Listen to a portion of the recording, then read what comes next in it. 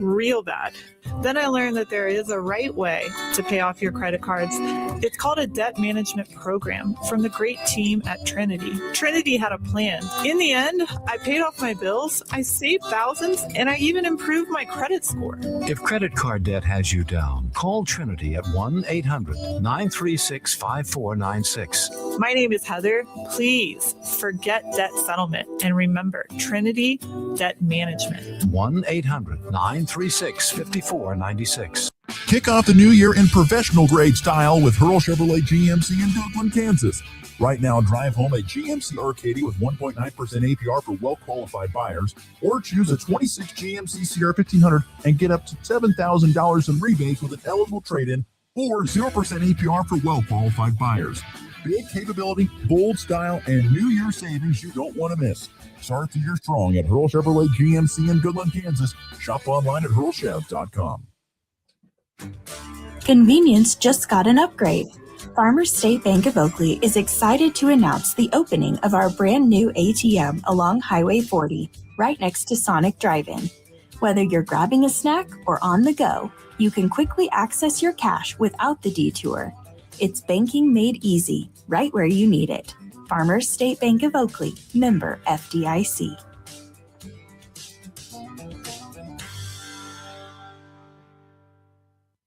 With NWKS Radio News, I'm Connor Schuh. This weekend is set to yield extreme temperatures in Kansas, potentially in the negatives, and the Kansas Gas Service provided some good ways to prepare. The company recommends starting by sealing cracks and gaps around your doors and windows, and installing insulating foam gaskets on outlets if you can, in order to keep the cold out. Something else that people might not think of is opening cabinet doors, especially those on exterior walls, in order to keep pipes from freezing. Outside the house, the National Weather Service recommends keeping your car's gas tank at least halfway full in the event of getting stranded in your vehicle in the frigid cold. The National Weather Service also recommends keeping some essential items in your vehicle, including but not limited to jumper cables, flashlights, medical supplies, non-perishable foods, water, ice scrapers, and much more. For these and other stories, go to nwksradio.net.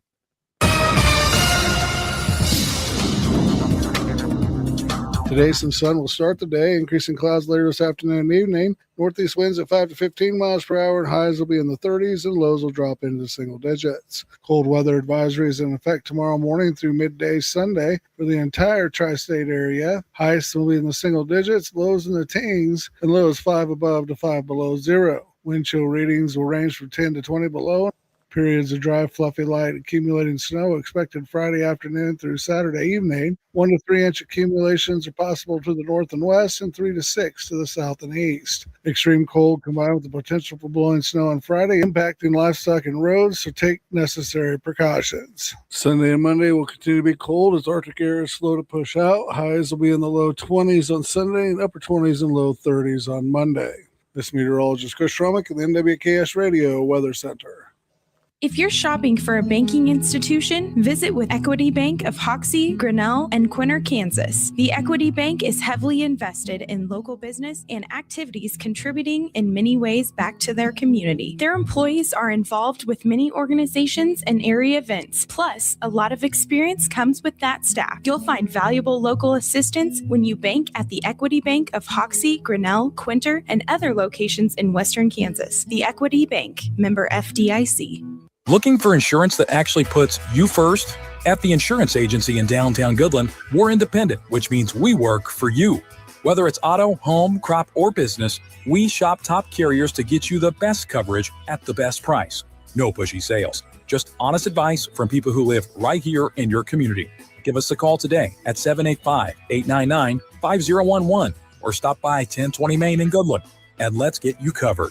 The insurance agency. Insurance the way it should be.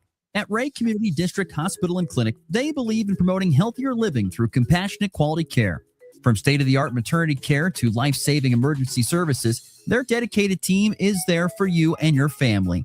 Whether it's managing diabetes, navigating recovery, or receiving specialized treatments, they're committed to your well-being. Discover the difference a community-focused hospital can make. Visit rayhospital.org today to learn more. Ray Community District Hospital and Clinic. Your health, our priority. Are pests making your home or business uncomfortable? Call Pestaway in Goodland, Kansas, serving all of Northwest Kansas. They provide top-notch pest control services to keep your space safe and pest-free. From ants to rodents, termites to spiders, our expert team is here to help with effective, safe, and affordable pest control solutions. Don't wait. Call Pestaway today at 785-728-7166 for fast, reliable service. Your home or business deserves the best protection. When you gotta go, but there's nowhere to go, who you gonna call? Topside Portables and Pumping, that's who. Weddings, job sites, farm parties, they've got clean, reliable porta potties that don't stink, literally. And if your septic tank smells worse than last year's chili cook-off, they'll pump it out fast. No mess, no fuss. Family owned, Heartland values, always ready. Call 785-728-8089. That's 728-8089. Topside Portables and Pumping. When duty calls, they answer. You ready? Ready? 1, 2, 3, 4! It's time for the Morning Blitz with Ross Volkmer. If you want to win in football, it all starts up front. Mass kicks ass. And Connor Schuh. He's the new guy. The High Plains only local sports talk show. Broadcasting live on Goodland's Rocket 102.5 and video streaming on YouTube, Facebook, and X. They're basically idiots. Covering it all from the preps. Up ahead to Blair Lennon. Lennon, the crossover back to Cure. Hello, boom! A two-handed tomahawk flush. To the pros. Shotgun snap to Nix. Protection is good. Bold loads it up. He's got it. A receiver there. Franklin makes the catch in the end zone. Touchdown, Denver. The Blitz is presented by Pearl Chevrolet GMC, Hoover Lumber Ace Hardware, and F&B Bank. Along with Equity Bank of Hoxie, Quinter, and Grinnell, the insurance agency, Pestaway LLC, Topside Portables and Pumping, and the Farmer State Bank in Oakley. Let's go to work. No good. No good. Ball loose on the floor. Schwartz gets it. Puts up the ball. It's good. It's good. Oh, my. Are they going to count it? Throws it ahead to Grant Williams. Back out to Miller Ball. And Miller into the slam. Brandon Miller, a highlight dunk. 13 on the shot clock. Out it comes now to Hoiberg. Drives the ball. Jump stop. 2 feet in the paint. Left side Garcia. 3 ball on the way. It's good. He rings the bell. Bang-a-rango for JG. Jared Garcia. Huskers by 10. Happy Thursday morning, everybody. It's January the 22nd, and we are just on the precipice of what is going to be a freeze of epic proportions coming our way here starting on Friday. Today, if you've got anything to get done outside, you might want to make it a priority. Temperatures are going to be in the upper 30s, and you might be able to get a few things done outside because starting Friday morning, early, 2, 3, 4 in the morning tomorrow, you're going to want to be probably inside in some sort of capacity. We are looking at much colder temperatures, highs around 9 degrees on Friday, Saturday, highs around 9 degrees, and Sunday, partly cloudy, highs much warmer in the lower 20s. It's going to be a very, very cold next 3 days, so please be prepared as you go forward. That includes your livestock and your animals outside and everything else. So it's you can I could kind of feel it last night. It was getting really cool and cold last night. Just take that times 2 or 3, and you're going to feel what it's going to be like going forward here. See, it's nothing a little jacket can't fix, right? No, I mean, like I said, wear your jackets, be warm, be safe, hats and gloves, but it is going to get cold. Just want people to know that. There is some chances of snow, 70% chance on Friday and Saturday. I don't know about accumulation. Maybe on the high end of 4 inches, possibly on the high end. I'm thinking probably a little bit less. I think the further you go east and south, you're going to see more snow. So just be aware of that as we push forward here this weekend in weather. Connor Schuh's prepared. He's got his snow shovel. He's got his snow boots. He's ready to roll because he's snow. Maybe. I don't know if I'm as prepared as I seem. Well, that's all right. I just figured you would be, being a guy who's used to living off the lake where you get these big accumulations of snow from time to time. You're just prepared for the winter months. I will say when I got here, I was told it was going to be a pretty dry winter. So I think I just didn't think about it. Yeah, well, that prediction has been correct. It has been a dry winter. I don't know about you, but I say my hands feel it a lot. Yeah. I tell you, really, my hands feel it a lot. And I'm not even a guy who, works with his hands, a ton like some people do. I mean, my hands just crack and split easily during this time. So, yeah, it has definitely been a dry winter. There is no better way to put it. Good Thursday morning, everybody. It is the Morning Blitz. Glad you decided to join us. We've got full show ahead today. John Grove of GoPowerCat.com going to stop by. We'll talk about Kansas State basketball's first win of the season in the Big 12. We'll visit with Johnny Grove about that. We will also dive into some more basketball. Big night of basketball tonight. The 41st annual Orange and Black Classic gets underway. It's at Colby's Event Center. We'll get some thoughts on those games. There's been some tournament changes due to the weather.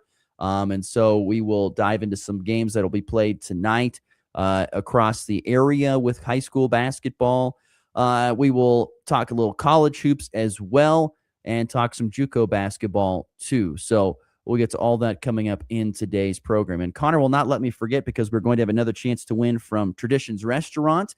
We're going to be, once again, entering in for a drawing to win 2 tickets to their Valentine's night dinner and dance with strings attached. So we'll be listening for that.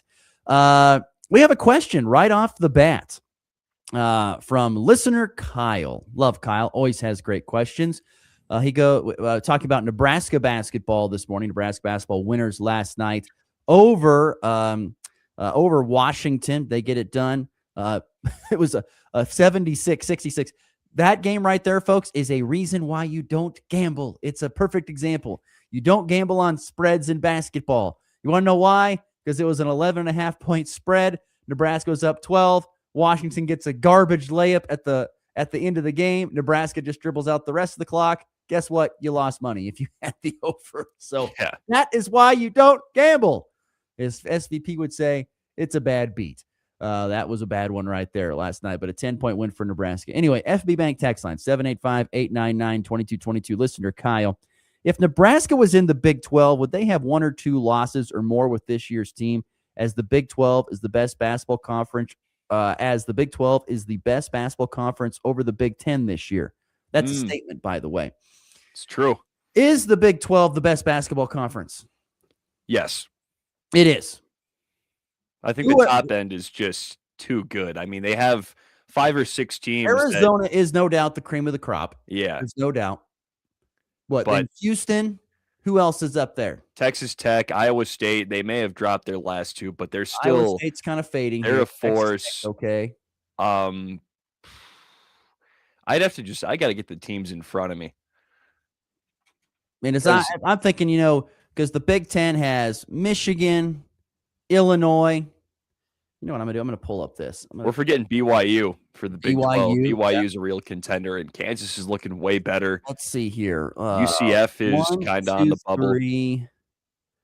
So, according to Ken Palm, now I know Ken Palm is not go all be all, but it kind of acts like God at times. According to Ken Palm, the Big 12 has 1, 2, 3 teams in the top 10 of Ken Palm. The Big 10 has 1, 2, 3, 4 teams. Is Illinois in there? Yes. I don't understand that at all. Michigan at number 1, which is over Arizona, which I find a little surprising, but okay. Michigan at 1, then Purdue at 6, Illinois 8, and Michigan State 9 in the top 10 of Ken Palm. For the Big 12, you have Arizona at 2, Houston at 3, Iowa State at 5. So they have 3, but they have BYU. Guys. Wow. BYU is actually in 14th the spot. Really? Nebraska is 12th. So they're actually ahead of BYU. So according to Ken Palm, there are more Big 10 teams than the Big 12 at this point in time. I think I would politely disagree with the Ken Palm, even though it is stat-based. It's about as accurate as you can get, but obviously that's not perfect still because it doesn't, games aren't played on paper. So it's like, I don't know. I feel like I would still take the top end of the Big 12 with their talent and the makeup of some of those teams. It's close, though. It's close. Yeah, I don't know. I don't know where Nebraska would be if they played a schedule like the Big 12. I don't know. I still think they'd be in a decent spot. I don't know. I don't know if they'd be unbeaten. I don't know about that. And I do think Nebraska is probably going to fall at some point in time. I mean, they're going to lose. It was kind of a, it was a win last night for Nebraska, but it was kind of a dark cloud win. Their superstar freshman Braden Frager rolled his ankle early in the game. And so that was kind of a tough thing there, is that he rolled his ankle, and he came out of the locker room at halftime with a boot on and in street clothes, and everyone's like, "Oh no!" Fred Hoiberg post game. I don't know if Fred was just playing it cool, trying to calm the waters for 24 hours, or what he says. I think it's just a bad sprain. He could be out for a few games, which is terrible because I would love to have seen him Nebraska at full strength against Michigan coming up here on Tuesday. Yeah. But that's just that's the game, man. That's sports. You have attrition. You've got to have guys step up next man up, as they always say, and we'll see about that. But Nebraska gets it done last night over Washington, 10-point win for the Cornhuskers. They are now 19-0. They've won 23 straight. Continue to play great. Price Sanford continued to shoot the cover off the basketball. 23 points last night to lead the way for the Big Red. But yeah, one more win to get to 20-0. That would be unbelievable. That'd be so cool. I mean, could you imagine Nebraska basketball 20-0? I mean, it's one thing to be 19-1. That's great, but to be 20-0. Who do they play next? Minnesota on the road Saturday. Tough place. Okay, that's very winnable, but Minnesota is not. They're better than the very bottom slate of teams in the Big Ten, I think. I want to pull up real quick, since we're on this Big 10, Big 12 deal. I always feel like I want to know the bottom of the conference, who, like, if you were comparing bottom of conferences, between the Big 10 and the Big 12, which one is less awful? Which one is best? Which one is more smelly? Which one's not? That's what I want to know. I'm trying to think. I mean, I'd take, I'm looking at it, and there's Utah, no Baylor, team. K-State, Arizona State, 1-5, around 500 records. Colorado's, right around that area. That's the bottom 5 there. I'll give you this. I think I would take that bottom 5 over the Big Ten's bottom 5, because Rutgers, like Penn State, they are. Yeah, you've got Minnesota's 10-9, 12-7, 10-9. Yeah, I take Minnesota in some of those matchups, though. But I think all of those 5 teams would beat Penn State and Rutgers. Let's see here. Bottom team. Oh yeah, they're awful. Is that Andy? Yeah, Andy chimes in. He goes, "Well, the bottom team, the Big 12, lost to it by a point to the top team in the Big 10 in Kansas State." True. Neutral site game. That's true. We forget about that one very quickly. Also, I think the bottom Big 12 teams would beat Maryland and Oregon. And granted, Oregon is shorthanded, but even healthy, those would still be games, I think. I have no problem with the Big 12 being a better conference overall. I mean, that's fine with me. There's no doubt to me Arizona is after watching them play, they are the creme de la creme. I mean, they have got just dudes. Yeah. So they are no doubt, in my opinion, the best team in college basketball. I was saying Michigan there for a while, but the thing is, teams fluctuate throughout the season. Like, you talk about K-State and how, they got off to a good start and then they get beat by Nebraska. So they go on this swoon and then they can't win games for a while. Teams change throughout the course of the season. You just never know, which is what makes March Madness so much fun. Because you just don't know what you're going to get each time a team steps on the floor. So that's basketball. It is. So anyway, probably the Big Trial. You're probably right. Big 12. And would Nebraska maybe have 1 or 2 losses? Probably. Depends on the schedule. Yeah, really depends on your schedule. Because sometimes you get some cakewalk schedules and sometimes you don't. Because it's been easier for them early in the Big Ten. They've only really played Illinois and Michigan State in terms of the top teams. And then the next best Big Ten team they played was either Wisconsin or Ohio State. And granted, they beat up on Wisconsin, but the Ohio State game was close. Yeah, well, and Wisconsin went out and beat Michigan. So, yeah, like I said, true. You can say whatever you want, but still think it doesn't matter. This season is something that I'll never see again in my lifetime. So it's pretty cool to see. And if Nebraska gets to 20-0 on Saturday, that's going to be a heck of a mark that they get to. No doubt about that. It's amazing to me, though, how many people text me during Nebraska games that I don't have their numbers. And they're just like, man, this is great basketball. So fun to watch. How many people text me? It's nuts. Steve, my man from Binkelman, says the Huskers beat BYU in an exhibition game. That's true. They did. They did beat BYU in an exhibition game this year. Yeah. But Cool. once again, it's an exhibition game. No, yeah, exactly. I'm not going to put a ton of stock in that one. Yeah.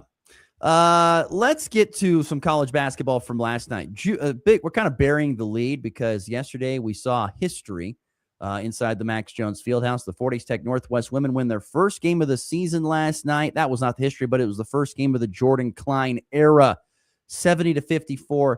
When you talked to him post game, was he wet? Yes. He got a Gatorade shower in the locker room. I figured he did. I figured that's what he would get. 70-54, the final, the win over Pratt. Marta Rodriguez scored a career-high 30 points to lead the Lady Tigers to their first win and end what was a 30-game losing streak dating all the way back to last season. What were the takeaways from that contest, Connor?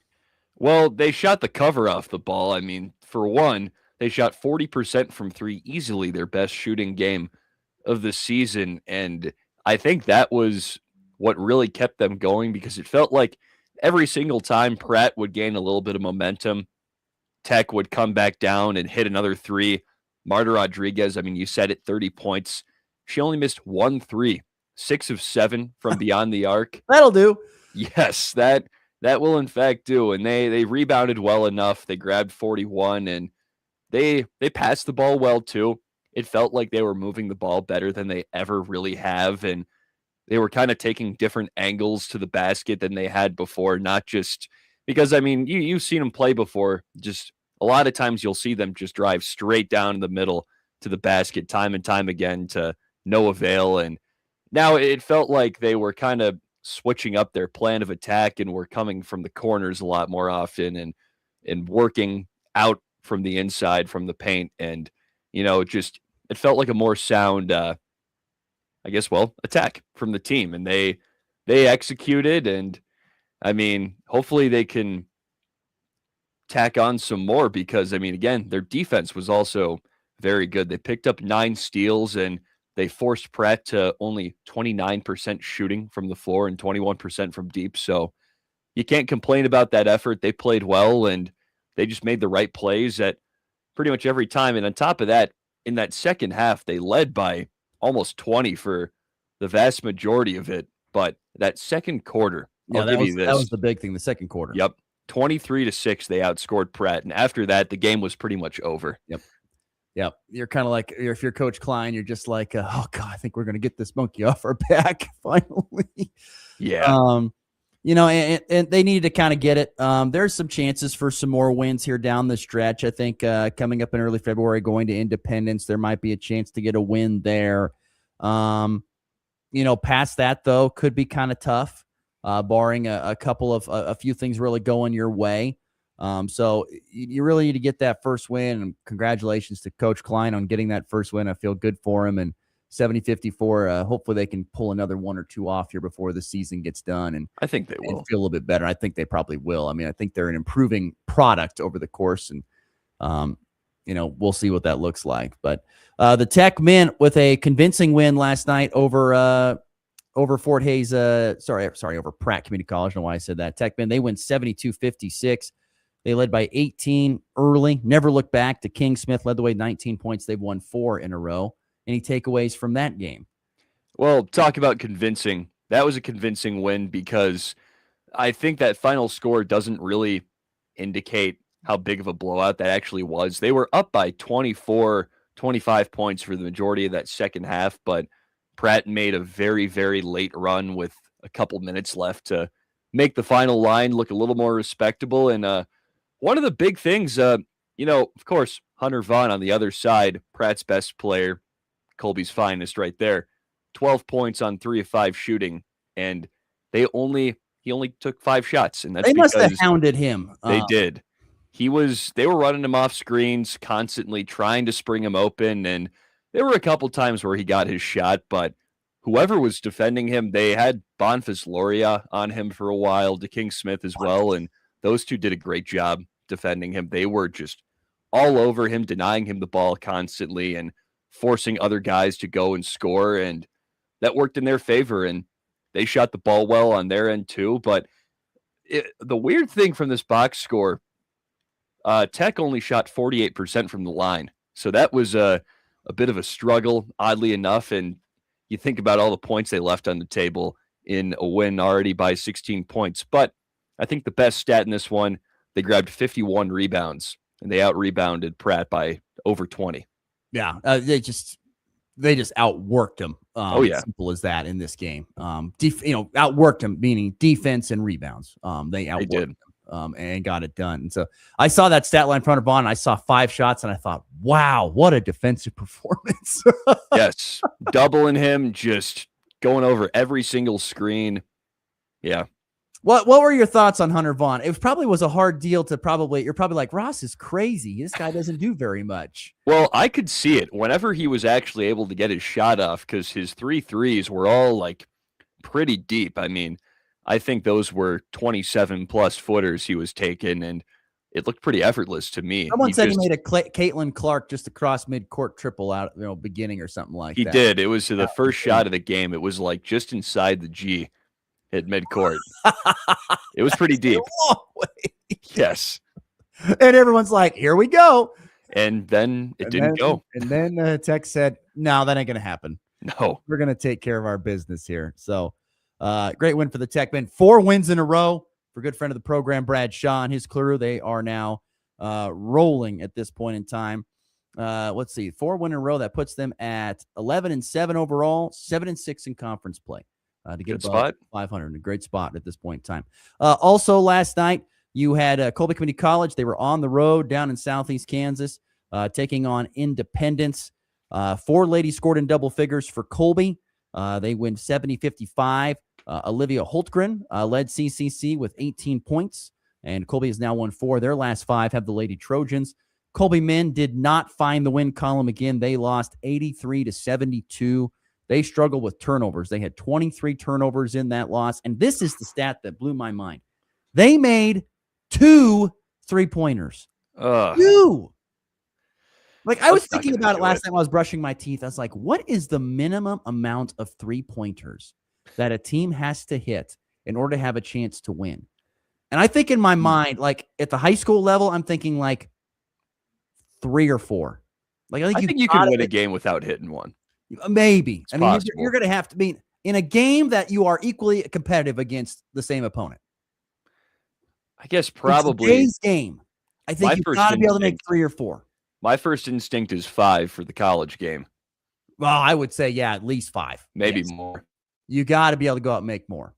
But yeah, I'm with you on that. That's just I just was thinking about that last night, brushed my teeth. I was like, God, I wonder what the minimum amount of 3-pointers you got to make to get this done.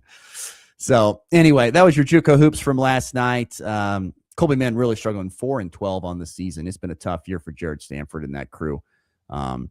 With how that's going, and Coach Spence done a great job. They kind of have weathered the storm with injuries, and now you're starting to see them pick up steam, winning 4 or 5 here in the new year. And yesterday was kind of the start of the second half of the conference slate. Everyone's played everybody once now, and now you return the favor, either going or playing at home against that same opponent another time. So we're on the back half of the schedule for JUCO hoops, and we'll see how it all turns out for both regional teams. Real quickly, before we get to break, I want to throw in some JUCO wrestling last night. Colby Community College men, a split at the Neosho Tri-Meet. Trojans lost to 9th-ranked Pratt 44-9, but beat Neosho 27-22. Fortis Tech Northwest men were at the Labette Tri-Meet. They beat Barton 41-15, but lost to the host Labette 45-3. The final scores from some wrestling last night. All right, let's take a break. 7:31. John Grove waiting patiently for us on the Hurl Chevrolet GMC video stream. He will join us next to talk little K-State basketball and other things. You're listening to a Thursday edition of the Morning Blitz. We've been serving ag families for generations because we believe farming isn't just a job, it's a legacy. Whether you're just starting out or expanding your operation, F&B Bank has flexible lending solutions designed for you. This is Loan Officer Kennedy Frank at F&B Bank. We're proud to be your hometown ag lender, member FDIC.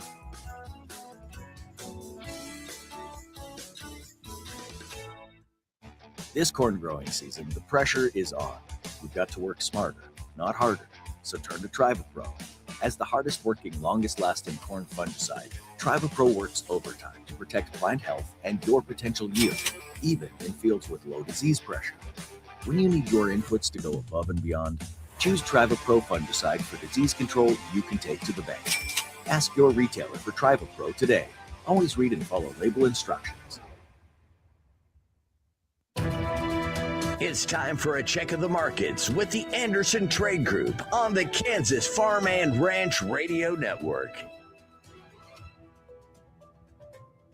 Good morning, Jared Law with the Andersons in Overland Park, Kansas with your morning market update. It is Thursday, January 22nd. The overnight session, March corn up a penny and a quarter at 4.23, May up a penny and a quarter at 4.31, July up a penny and a quarter at 4.37 and a half, December up 3/4 at 4.50 and a half. Soybeans on the March up 4 3/4 at 10.69 and a quarter, May at 4 3/4 at 10.79 and 3/4, November up 4 at 10.78 and a half. KC wheat on the March up 4 3/4 at 5.24 and a half, May at 4 5.34 and 3/4, July at 4 at 5.47 and a quarter, SEP up 2 3/4 at 5.61 and a quarter. Chicago wheat on the March up 4 3/4 at 5.12 and a half. Feeder cattle finished yesterday at 363.22 and a half. Live cattle 233.10. Lean hogs 87.85. Crude oil futures down 92 cents a barrel at 59.74. Gold futures down 39 an ounce at 4,791.90. Silver up 91 at 93.11. U.S. dollar index down 13 points at 98.42. Dow futures up 230 at 49,495. S&P futures up 48, 6,957 and 3/4. If you need to move any cash grain or want to talk about risk management, you can reach out to myself, Jared Law, Tom Pluto, or Tyler Goshen, 937-483-3000. If you're out in Colorado, you can reach out to John Hankey or John Stiles at 970-744-4484. The Anderson Trade Group, proud market partners with Kansas Farm and Ranch Radio. Find out more at andersongrain.com. The risk of loss through trading futures and or options is substantial, and each investor or trader must consider whether this is a suitable investment. Past performance, whether actual or indicated, is not indicative of future results. The Anderson Trade Group has no guarantee that the advice given will result in profitable trades. Some corn and soybean fungicides out there talk a big game. But if you're paying premium prices for not-so-premium results, it's time to get your money's worth with Miravis Neo. With exclusive Adepidin technology, health-boosting benefits that keep crops cleaner and greener, and proven bushel bumps that out-yield the other guys, it's easy to see which fungicide gets you the most bang for your buck. Ask your retailer for Miravis Neo, the premium fungicide that performs. Always read and follow label instructions. Kansas Corn reminds you that E15 fuel is the right choice for every kind of driver. For the car enthusiast, E15 has higher octane. For the thrifty driver, E15 is priced lower than regular unleaded. For the nature lover, E15 provides cleaner air. For the shopper who buys local, E15 has more ethanol from our Kansas corn farms. Choose E15 for a higher octane, lower price, and cleaner American fuel. This message from the Kansas Corn Commission. Learn more at kscorn.com. It's the Morning Blitz. We're having a great time, couple of laughs, everything's nice. Weekday mornings from 7 to 8 Mountain, 8 to 9 Central.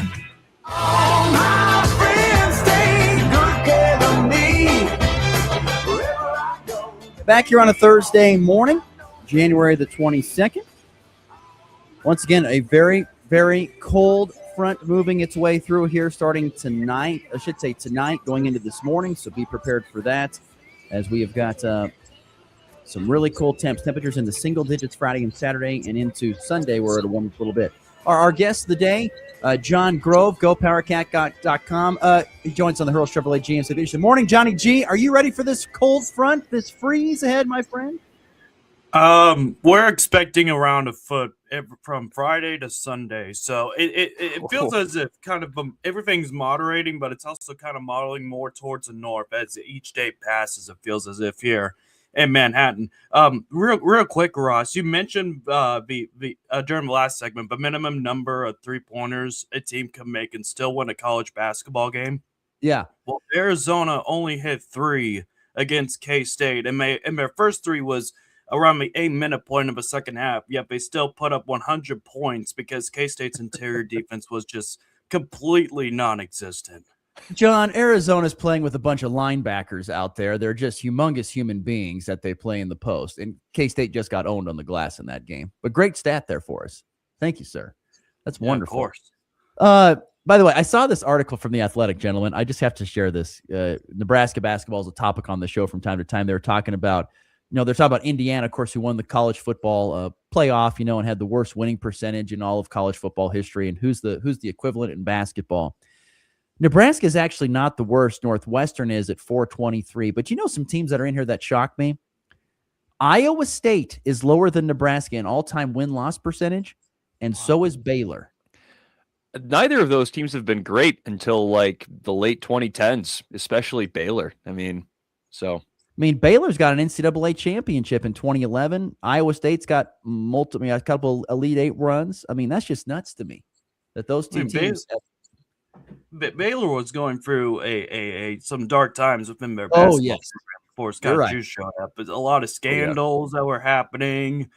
Some murder that existed among the program. It was all over the place until Scott Schuh showed up for sure. So that and Baylor in a way makes a whole lot of sense. But I thought Iowa State would be a little bit higher given the amount of success they had previously under Hoiberg, and then on top of that with even the early years of Steve Prohm and now with T.J. Otzelberger for sure. Johnny Orr and Hoiberg playing for him. Even then, I'm surprised that they've had that much of struggles. So anyway, that floored me a little bit this morning.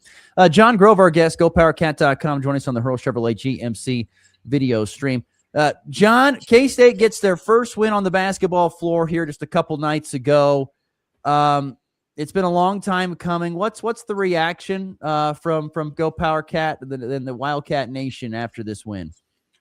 Well, I think it comes down to a few things, and I go back to earlier about what has K-State done to lose all these games. Sure, they're good enough to win over several of these Big 12 opponents, but more so lately, it's been what are they doing to lose these games? Whether it's just a whole lot of things, whether it's the lack of confidence, the lack of belief, the ability to execute in key moments down the stretch. Frankly, Ross, this team is just prone to making boneheaded mistakes. And I'm not sure if that's just a product of chemistry issues off the court or simply how things are coming together on it.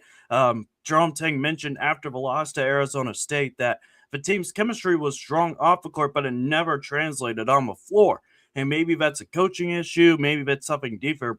But either way, it was still a problem. And it was a frustrating one to watch. This team just makes some incredibly careless mistakes late in games. And the only reason it got away with it on Tuesday night is because Utah is terrible. They aren't very good. They had plenty of chances to take advantage of K-State's errors, but they just couldn't capitalize. John, do you think there's any chance that K-State can kind of even it out to 500 in conference play before the end of the season? Oh, man. If you were to tell me, well, I predicted on one of our Go Power Cat stories, I was on the lower end compared to all of our analysts. So where I had K-State at 7 wins, I was thinking about 6 wins because when you just look at the roster overall, it just did not completely gel. At that moment, it was like, yeah, you got a great win over Creighton, but it didn't feel as if things were just entirely clicking, and I just had to see some of the games in Big 12 play. And yeah, starting conference play out with BYU and a road game at Arizona is completely a double-sided sword. Jerome Ting also mentioned pick your poison after the Arizona game. Well, it was been completely poison through on out. So, but then you got the Arizona State UCF losses, and things just continue to unravel from there. We're visiting with John Grove, joining us here on the Hurl Chevrolet GMC video stream from GoPowerCat.com. Is John. It's interesting to read and follow Jerome Tang post game, particularly after losses. Most coaches would kind of take it and say it's on me and all that stuff, and not that Jerome Tang doesn't say that, but he also says, we've got like the quote. Me and Connor have talked about this in previous shows. There's been some really interesting quotes said by Jerome Tang, like, we got a bunch of guys that love each other off the floor, but on the floor, well, we're still working through that. Are you amazed to hear some of the quotes that Coach Tang has put out there about this team to this point in time? Not at all. I mean, I've seen last year as well. Even listening to some of the post game radio shows with Wyatt Thompson and Stan Weber, where you'll have some games, especially early on in the year, where Jerome Tang took a whole lot of accountability and blame to himself. He did not get the guys coached right. He kind of looked towards Coleman Hawkins and Doug McDaniels as kind of semi-pros with the amount of money they were being paid. So Jerome Tang was coaching them based on that expectation as well. But late in the season, he kind of began starting to point the fingers towards the roster. It was especially more noticeable afterwards against UCF is like, all right, I can take a lot of these shots, but you guys have got to do your thing. And I think at this point, Jerome Tang is starting to lean towards that as well. Especially when it comes to an overall defensive mindset. Right now, there's just the defensive pressure and the effort overall is just simply not been there. And I'm sure he's getting a little bit antsy when it comes to the pressure that's coming from the media. I was there in Stillwater, and Jerome Tang looked annoyed as he was getting received the same amount of questions as he did. So it'll be interesting to monitor, continuing on through Big 12 play, but yeah, it's noticeably a little bit more different compared to what we saw early on in the season, but it's nothing new compared to what we saw from a year ago.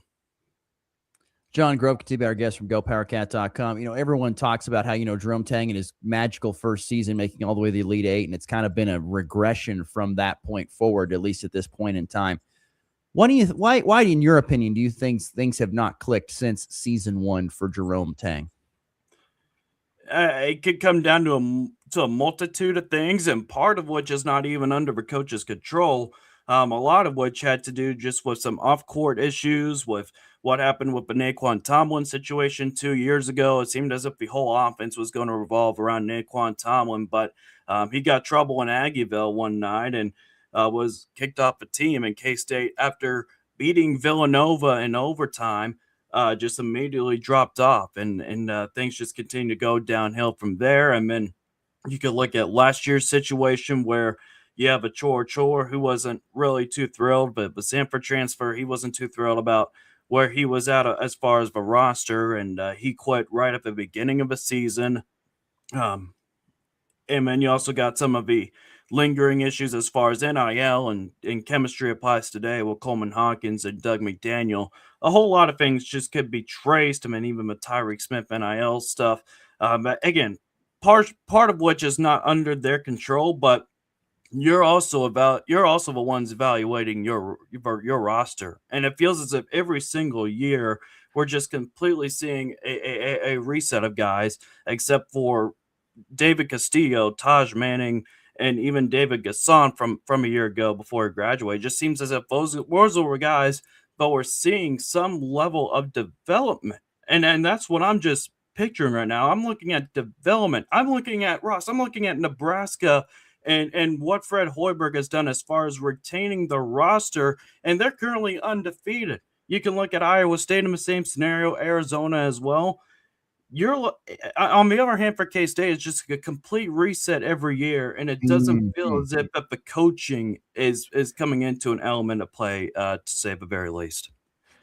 Kind of to your point there, John, it feels like over the past few years, K-State's kind of gone after a star or two in the portal, and they always end up playing pretty well most of the time, but then it feels like everything around them just isn't really clicking. So is there something to that and just that lack of continuity, like you were saying? Yeah. Well, I think that's certainly one aspect when you have a whole new team, but it shouldn't be. It should be a lot more. It should be a lot more. It should be more conglomerated at this point, or more culminated in Big 12 play when you had 19 games already played in the Big 12, and yet you're still seeing a lot of front court problems in conference play. But I think as far as this year goes, Connor, I think it really comes down to what PJ Haggerty can do. If he doesn't recognize how valuable he is, in other words, how much this team needs for him to be the head of a snake, I'd honestly be at a loss of words at this point. But I would also include the presence of David Castillo right now, especially helps for more so. Of course, he could shoot the three. He was going lights off against Utah. He made the first 6, if I'm not mistaken. But he was also effective on the defensive end, and the reason why, with all due respect to Abdi Bashir, he's been as effective defensively as a wet spaghetti noodle trying to stop a freight train. There have been games where he barely sees the floor, and fans get upset. But in those games, he's just not shooting well. He's just not shooting well, and that's really the only thing he brings to the table. You know, when he's knocking down shots from deep, he's electric, but defensively, he's a liability. And we saw that with a late foul against Oklahoma State on Saturday. Why was he even in the game? Nobody with common sense could give me a good explanation. But as far as what we're seeing with this year's roster, I think PJ Haggerty and David Castillo, to a lesser degree, they give them a little bit more of a well-rounded backcourt compared to what we saw last year. You know, you got 2 guys that can attack the rim, shoot from outside, and defend. Castillo still needs to grow a little more on the defensive side, but that'll come with some experience. But I also think they leaned into their lineup strengths better against Utah on Tuesday night, knowing that they were also undersized, and they had to play a little bit scrappy. Of course, K-State had Elias Rapia, Gamobi Kekaruka out as well, and Kamari McGriff so had some kind of freak accident while at shoot around. Jerome Tang didn't mention specifically what was happening there, but Taj Manning, even playing at a 5 at one point, he's a 6'7", but not exactly a power 6'7" either. So right now they just have to embrace being the scrappy bunch until they get some bodies back, especially in the front court. They're just simply running out of players who can hold down the 4th and 5th spots. John, we'll let you go on this. Coming up here Saturday, you've got Kansas at home. It's a Sunflower Showdown. It's a rivalry game. What do you expect to see in this game, both from the Kansas State side and possibly what you might see as an outcome? That's a good question. From a K-State standpoint, again, I'm expecting more so just a scrappy effort from a team that'll be likely undersized, who will likely be without a few bodies, but still have the capability of playing some more well-rounded basketball as far as the backcourt goes with PJ Haggerty and David Castillo. If they're able to remain consistent, especially PJ Haggerty, knowing the way he played against Utah in the second half, if they're able to get those two going right out of the gates, K-State does stand a chance. And the reason, and frankly, at this point, the only reason I'm really giving them that kind of generous effort, to say the very least, or at least the generous commitment, is because Jerome Tang has not lost to Kansas during his 3 years at Bramlage Coliseum. So it'll be interesting to see how they do there. Of course, KU will likely have Bill Self back on the coaching staff on Saturday after what happened early on in the week. So we'll see how rallied KU is. We'll see how Darren Peterson is able to adjust through those in-game situations with the late game stuff that's been kind of going around as well. But I would say K-State does have a fair shot, mainly because of what history has sort of indicated, and that is Jerome Tang has not lost to KU and Bramlage. But we'll see what happens. John Grove of GoPowerCat.com. John, thank you, my friend. Really appreciate the time. Love the hat, by the way. Looking good this morning. Oh, appreciate it, man. It's a little newspaper boy cap I got out in Ireland as well. It made me felt more Irish. You know what? You are pulling off the Irish look, John. Looking good, buddy. Thank you so much for spending some time. We'll catch up again soon, okay? Appreciate it. Take care, fellas. Once again, John Grove, GoPowerCat.com. Love the hat. Great hat. I think I need to get myself a newspaper boy hat. It's a good looking hat right there. He brings up some great points, and it goes back to this point. I think K-State has been very good about accumulating talent over the course of these last couple of years with Jerome Tang. It's just been a struggle to put it all together. Yeah. I think that's probably been the very difficult part, is that putting it all together. How the heck do you do that? And you see it throughout the course of the year. And I don't know if we're going to see it this year. It just doesn't come together. And he was talking about, look at Iowa State, look at Nebraska. These teams came back and they're not starting over from scratch every year. Yes, it's true. I'm telling you, it's going to become, and I don't know how long it's going to last. Maybe it's only for a couple of years, but I think across college sports, it's going to become the next big thing in coaching. Not only can you retain your roster, but can you develop those players and then at the same time bring in the pieces to fill the holes that you could not develop? I think that's the biggest thing.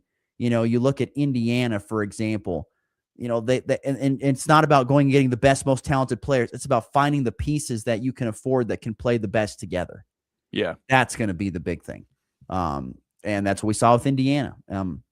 We're seeing that with other college basketball teams as well. K-State, unfortunately, is just not one of those at this point in time. They've got a lot of money spent on that roster, and it just doesn't play very well together at this point in time. And they're probably, I don't know. I'll be intrigued. We'll talk more on this game tomorrow in our picks of the weekend, I'm sure, with KU, K-State. I'm fascinated to get what your thoughts are on this game for Saturday night. Let's get to a break. We'll come back. We'll talk a little high school hoops tonight. We've got some tournament adjustments made to some area tournaments. The Orange and Black Classic is going tonight. We'll hit on all that stuff next. This is The Blitz. Kick off 2026 ready for whatever winter brings. At Hoover Lumber, Ace Hardware in Goodland and Colby, they've got the gear to start the new year strong.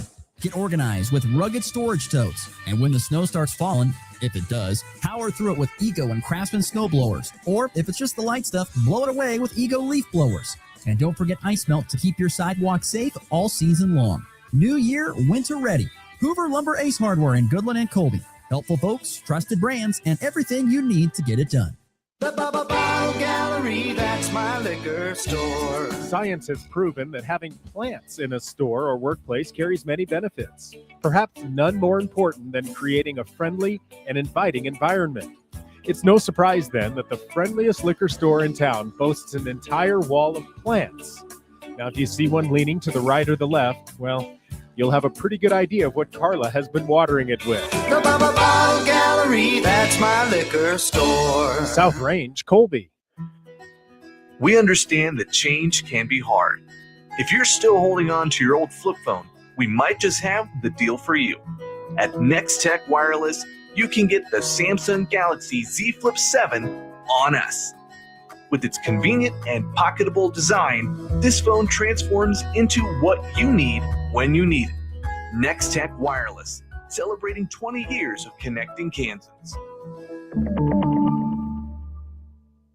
Mo and Matt and Michaela Kaus at M&M Supply continues with deals on Hustler mowers. A good supply with discounts on some closeouts right now. Different models, different sizes, financing available. They'll take your trade-ins. They work on all types of different riding mowers, but they do carry Hustler mowers, Hustler parts. Hustlers made right here in Kansas, USA. They carry cordless DeWalt tools like DeWalt lodge edgers, chainsaws, trimmers, 20 or 60 watt. Yeah, they'll keep on growing, so you keep on mowing at M&M Supply, rural Edson, Kansas.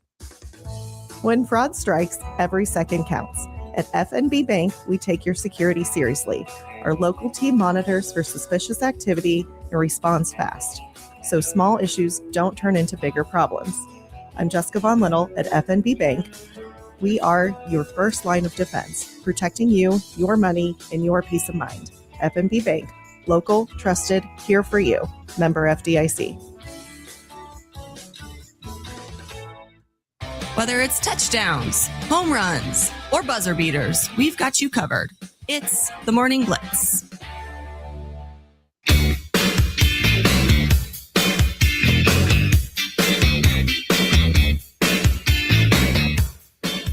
All right, we got a chance to win now from Traditions Restaurant. That's right, the Valentine's Night Dinner and Dance we've been talking about. We've still got the rest of this week and next week. We'll be adding in people for a chance to win 2 tickets to the Strings Attached Valentine's event at Freedom Hall. They're right next to Traditions Restaurant, downtown Goodland. Fantastic food, prime rib dinner, all that great stuff. And, of course, a great evening with Strings Attached. They do all kinds of great music for a dinner and dance at Traditions Restaurant. So Connor Schuh has been our word of the day guy. He's had some very interesting words, to say the least. Let's see what he's got today for us. In the interest of the weather, I'm going to go with frost. Frost! Great! If the word is frost, if you would like to be entered in for a chance to win 2 tickets to the Valentine's event with Strings Attached, text the word frost to 785-899-2222. That's the word Frost, to 785-899-2222. That gets you entered in to be a winner from us here on the Morning Blitz and from Traditions Restaurant. So text the word Frost to 785-899-2222. Okay, let's wrap up the show here with some high school hoops talk. First and foremost, we'll get some of the regional tournament stuff taken care of. There has been some slight changes. The Mid-Continent League tournament, there's no change there as far as I know. There is still semifinal action tonight on the boys' side. It'll be Oakley boys taking on Norton in one of the consolation semifinal games. That is on tap for tonight, Oakley versus Ellis. The Northwest Kansas League basketball, this is the big news. It was scheduled to resume on Friday and then play the championship games on Saturday. A recent look at the bracket, there has been changes. I believe it has been moved. They're going to move it up. So today is going to be semifinals instead of Friday. And then they're going to actually move the championship game to a week from Saturday. So they're going to take the week off and come back on the 31st of January to finish up the Northwest Kansas League tournament. That is what's going to happen. So real quickly, what are happening today? You've got girls championship semifinals, Rollins County Dighton, Quinter Decatur Community, consolation semifinals for the ladies, Greeley County Ness City, St. Francis Wallace County. And then on the boys' side, Wallace County Decatur Community, one championship semifinal, Greeley County Quinter in the other. Your consolation semifinals, Dighton Rollins County and St. Francis Ness City for the boys consolation semis. So that's, once again, Northwest Kansas League tournament moved up to today. It was scheduled to be Friday, Saturday. It's now Thursday, and then take off, 9 days, and play the championships on Saturday, the 31st of January. Also, the Orange and Black Classic, the 41st annual Orange and Black Classic is underway today. First round matchups for Colby include Concordia for the girls and Pine Creek for the boys. Goodland boys and girls get Hayes. Any quick thoughts on these matchups today, Connor Schuh? Pine Creek is 3-7. However, they are 4-7 at this point, but they play in 6A in Colorado, so they're still a force to be reckoned with. Good defensive team, and Concordia has been pretty solid as well. High-level team in Kansas. I'm pretty sure their girls team is ranked at this point, if I'm not mistaken. Free information. Let's look that up. I think they are too. I think they've come in like multiple winners in a row. Like they've won 7 or 8 in a row coming into this. I think they lost the first game of this. No, I don't know if they lost the first game, but I know let's see. We'll pull up the girls rankings here in 3A. Come on. We'll see. Here we go. Concordia. They're in 4A actually, I think.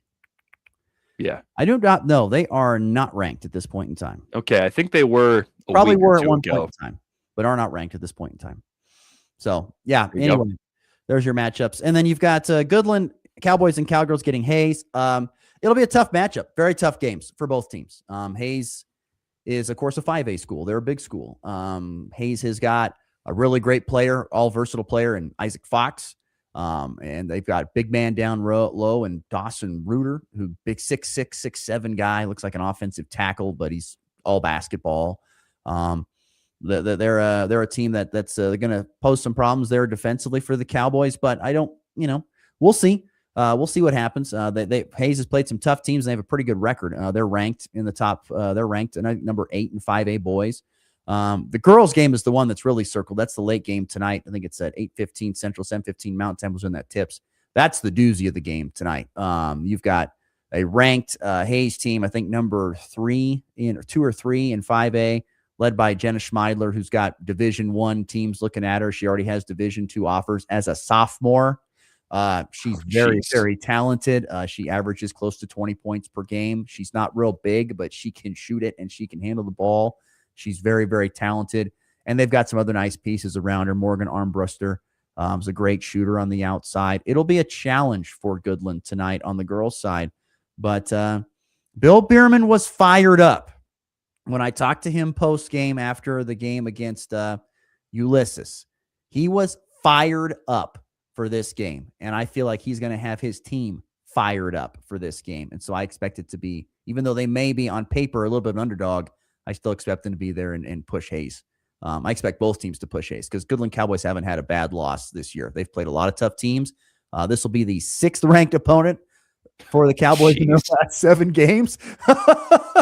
So, and guess what? They're kind of like Ulysses. When they lose, they only lose by 8 or less.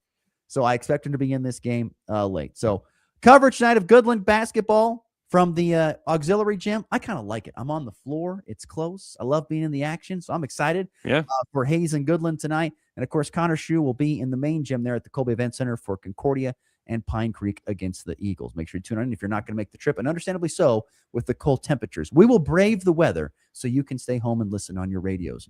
We appreciate you doing so. All right, let's get to the walk-off. We're up against the clock.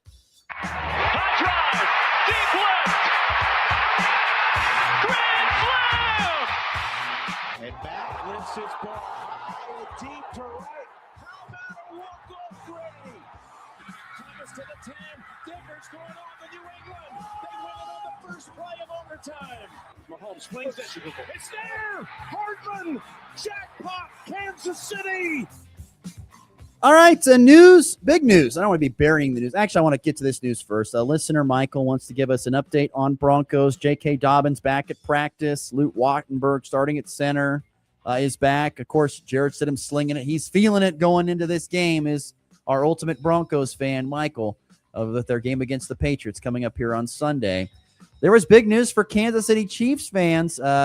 News that they have found their next offensive coordinator. Welcome back to KC, Eric Bieniemy. Sources say he's going to be the new OC replacing Matt Nagy. I don't know what your thoughts are on this. I can only say the facts is that he held the role as OC from 2018 to 2022, and they were a top 6 scoring offense in every season there with a Super Bowl win in 2022. So yeah. He was a great OC. I was always really surprised when he got fired. I never understood that. I don't know why they got rid of him. And I mean, they kept playing well without him, but you saw them kind of fall apart last year. Maybe he can right the ship with a little bit of old energy. I mean, he was great as the Bears RBs coach this year too.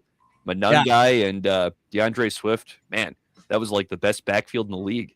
I think when he was the OC at Kansas City, I don't think he had a lot of say. I think he kind of organized things, and Andy Reid called the plays. And if Nick Athen's right and he says Andy's going to take a step back, this means more pressure is put on Eric Bieniemy to do that. Let's not forget that I think Eric wasn't he with the Washington Commanders a couple of years ago when they had the great showing with Jaden Daniels? He was, yeah. He was the guy that year. He's had pretty good offenses when he's got pieces. So we'll see. I'm interested to see if he gets more reins, more control of the reins in Kansas City, does Eric Bieniemy. All right, we'll take a timeout and get out of here. Thanks, Randy, for texting in late there for a chance to win from Traditions Restaurant. Catch the Orange and Black Classic tonight on your favorite local radio station. We'll talk to them. Have a good Thursday. Stay warm in the Blitz.